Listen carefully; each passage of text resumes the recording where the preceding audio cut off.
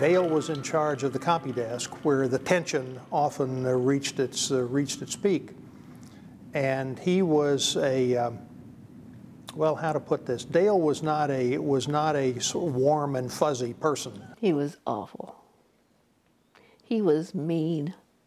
He had very little patience with students. He had one student came back after he'd been out in the field and came back, and he walked up to Dale and he, in very unkind language, said, "I hated you, but I want to thank you."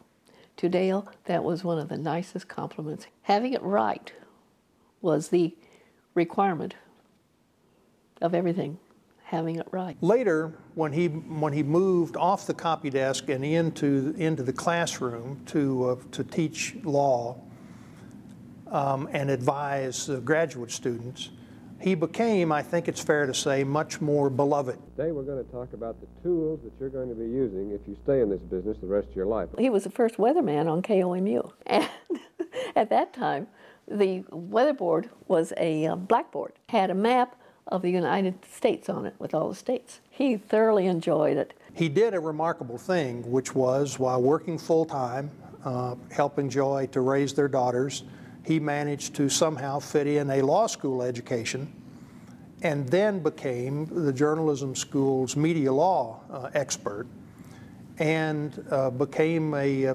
real authority in that field and spoke at seminars around the country, wrote a comm law textbook. He was probably the first journalism professor who put such emphasis on the value of knowing the law for journalists.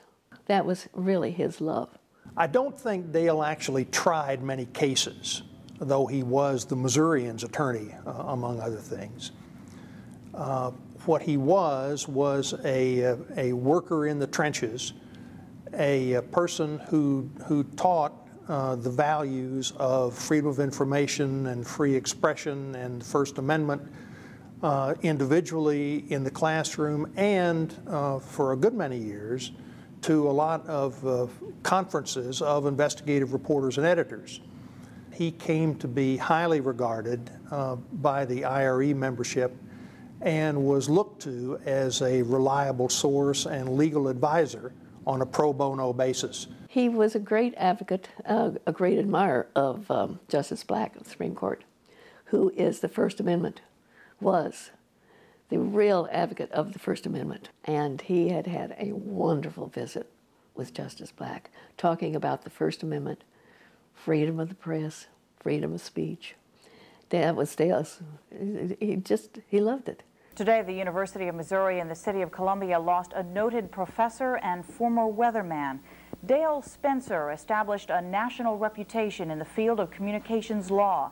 He died early today from a massive heart attack at the age of 63. He would take up any new subject that came along and even know the last word on it, what the Supreme Court had to say about it, and quote it letter and verse. You can hardly find people like that. And probably how are you going to replace Dale Spencer on the faculty? Dale Spencer was one of those people who touched more lives, more importantly, than probably he ever even realized.